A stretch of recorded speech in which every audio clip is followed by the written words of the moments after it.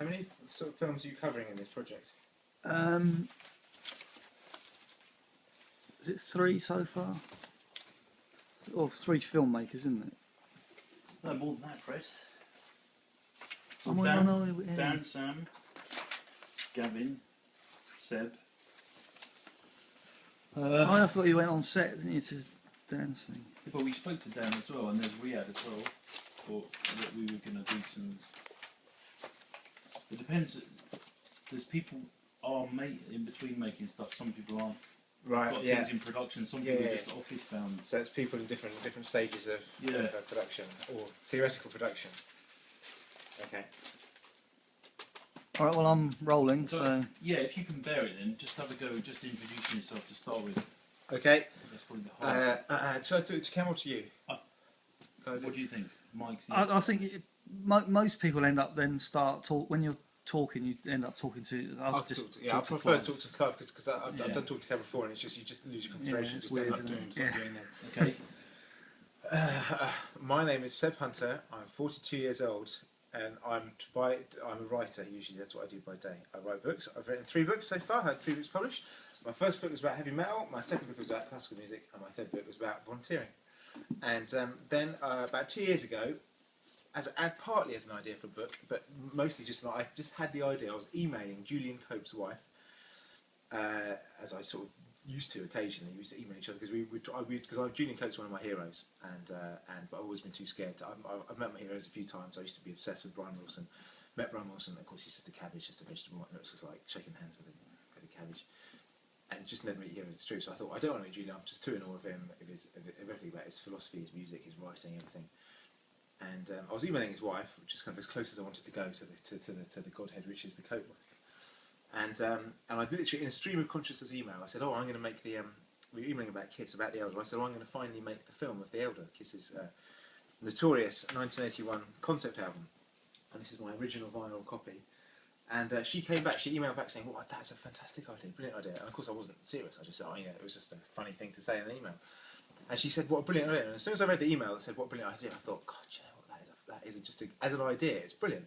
It's just fantastic. It's, because it would be, for all sorts of reasons. And I sort of sat back and thought, God, that is brilliant. And then, but I didn't know what to do with the idea because, of course, I'm not a filmmaker, I'm a writer. And I thought, well, what do I do? What do I do with this idea?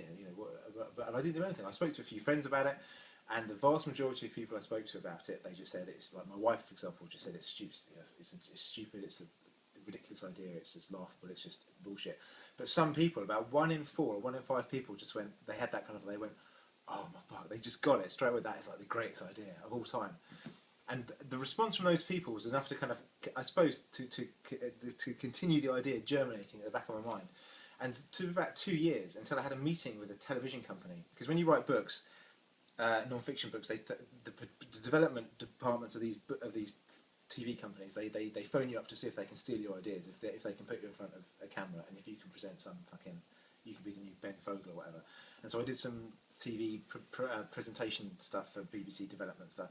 And I wasn't any good. I was crap. I was too old, and I don't know. It just didn't work for whatever reason. It might have been the ideas that we were pitching, what we were doing, but it just didn't quite work. But I had a meeting with one of these television companies, and they said, "What ideas have you got? What ideas have you had?" And I said, "Well, I had these other ideas," and I pitched all them. And then I said, "Well, of course, I've got this idea about making a film of this legendary." Theoretical soundtrack to a film that was never made, and they just liked it. They just loved the idea straight away, and so we started to we started to talk about them doing a documentary of me attempting to make this film. So the whole idea of the whole film came about from a kind of meta, from a kind of a film about a film, and we started to talk about that and what it'd be, and they thought it'd be hilarious because for their angle was like, a bunch of middle class English twats attempts to make a film and go out of the depth and make idiots themselves. They thought it'd be great TV on Channel 4 on a wet Wednesday night. But of course, as soon as we started to think about it, basically also this would be with my best friend Owen, who's also a sort of Shakespearean actor and is in all my books. He's my best friend. He's my sort of a wingman. Do you know what I mean? And so it would be us two, I suppose, trying to make it, and these people trying to make a documentary. So we filmed a pilot, like a little taster thing here. about this, and then they tried to pitch it to the BBC and to Channel 4 and to Sky Atlantic and all these people. In the end, they all liked it, and they were like me and all that, the idea, but they said it was too niche, pop music and all that kind of stuff. Oh, too niche, too niche. It needs to be something else, because they've all got their own agendas, TV companies. So in the end, it kind of didn't happen.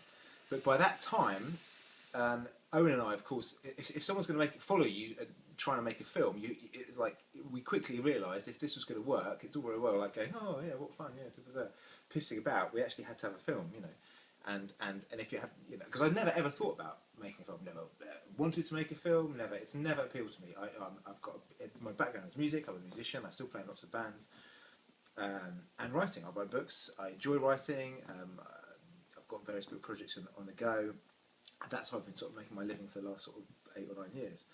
So the idea of making a film was just terrifying. It was so out of my comfort zone that it was just I don't know, and it still is, because it's not something I've done before. So in a way, I think I've come to this whole filmmaking process with freshness and I hope originality and a kind of because I've got no context at all. I don't know what's right or wrong, and I think sometimes that works for the better and sometimes it works for the worse. But it just means that everything we do is honest, So we make lots of honest mistakes, but lots of really stupid, naive mistakes. But I'm getting ahead of myself. So yeah, so in this, while while Mental, it was Mental Media, they make Question Time and all that sort of stuff. It's quite a big independent production company in the UK. While they were trying to pitch this documentary around the place, we started to kind of work on the idea of what this film would be. And of course, this originally was conceived. It was supposed to be a sort of sub Lord of the Rings sword and sorcery epic, as you can tell by the gatefold, and it was about a boy who goes on an odyssey to defeat evil with a mentor called Morpheus, and it was and that was all there was really. There was just the characters, a vague story sketch, and some song titles and some sort of slightly pretentious lyrics. And I suppose Kiss themselves were they were at a very low point in their career when they made this. They were just copying Pink Floyd's The Wall, and they saw that Pink Floyd had this huge success. Massively successful album produced by Bob Ezrin, and there was a film of it. They just thought, let's get Bob Ezrin, get a choir, get an orchestra, get Lou Reed to write the lyrics, and we'll do a concept album, and someone will just make a film of it. And of course, it never happened, and it's always been the least successful of Kiss's albums, and it's sort of the black sheep in their back catalogue really. But it's always been my favourite Kiss album. I suppose perhaps for those reasons. I'm a bit of a contrarian. I used to love Kiss when I was a kid. They were my favourite band. This was my favourite album. So back to what I was saying, was that the story. I mean, obviously we wanted to, in order to do this film, to make it properly and to make it interesting. I think we immediately realised we wanted to do something more than just a boy and an Odyssey and Blackwell and Good and Evil and sort of slightly mystical Lord of the Rings sub-Tolkien sort of thing, which is what this was originally. Because at the time, in 1980, 1981, that was very much the thing. Oh, it's sub-Lord of the Rings, Excalibur, blah, blah, blah, whatever. Basic sort of good versus evil, mystical, ancient, blah, blah, blah. But to me, that's not a genre that interests me personally. Also, I don't think on the sort of budget we were anticipating, I think it would just look shit. And we just think,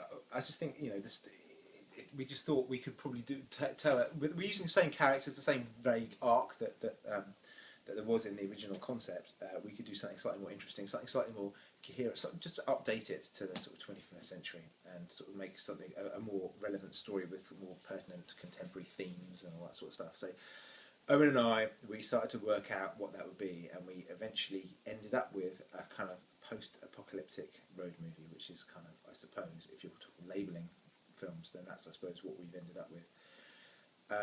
And we very quickly got into it from starting from nowhere, like, oh shit, God, we've got to make a film.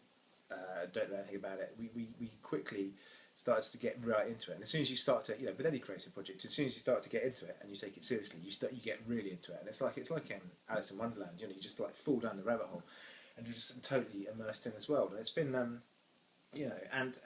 around that sort of time, we started to get a website, because we knew that that potentially this had a lot of potential. It had a lot of potential among Kiss fans and people, rock fans worldwide, because of course Kiss are still one of the biggest grossing bands in the world, and people, this was supposed to be a film that never happened, and it was because I knew it was such a great idea. I thought, well, if we go live, if we make this whole, even if this documentary thing with the TV thing doesn't work, we'll kind of build our own community. So we'll have a website and I'll blog about how it's going. So right from the beginning, we decided to do that. Have a website where people can contribute and people could contribute money, and I'd write a blog and we'd have photos and updates and a whole, basically people could kind of follow the project as in a very sort of like, it's kind of the way in a lot of projects these days, that's kind of what people tend to do. So we'd have our own little kind of community and a Facebook presence and all that kind of stuff. So we did that, and it worked really well, and we got, one of my a good friend of mine is a web designer. He designed us a website, and my friend David, he designed us a whole bunch of stuff. And we just by a lot of people, as soon as we started to go live with this project, with this idea on Facebook and email and wherever, so many people came out of the woodwork and offered their assistance, and they said, "Oh, what a great idea!" and I'd love to get involved, and so on. It's so from that, and we built up a community of people who I consider now proper close friends, and who have given their time for nothing, all to drive this project forward. And it's been, I have to say that even we haven't really shot any film at all apart from the trailer which we did last summer. It's been the most sort of inspiring and positive creative project I've ever been involved in. Even the short distance we've travelled, we've got a fucking long way to go yet, but it's just been fantastic in the kind of collaborative process with everybody, and everybody bringing things to the table. It's so much more with a book. When you're writing books, it's you and your laptop just sitting in front of the computer. It's a very lonely thing. I'm quite happy in my own company. I'm very happy. I'm a loner, But this has been, I don't know, it's just been everybody. I suppose it's been easy for me because I've been leading it, and I've had the vision. I know what I'm doing, and I've been able to kind of, I'm a bit of a general. It's like, so my first time involved in film, I'm in charge, which is a slightly skewed version. For most people in film, they've got a speciality, they've got a thing they do, and and then they do that, they apply it to the project in question. But I've got no experience with that, so I've got a rather strange take on this whole filmmaking process. And my first time doing it, is this idea which I'm driving. I've got the vision, and I'm sort of in charge, and which means, inevitably I'm going to make a lot of mistakes. But it's been brilliant so far. Let's move Jesus to Christ. somewhere slightly. I honestly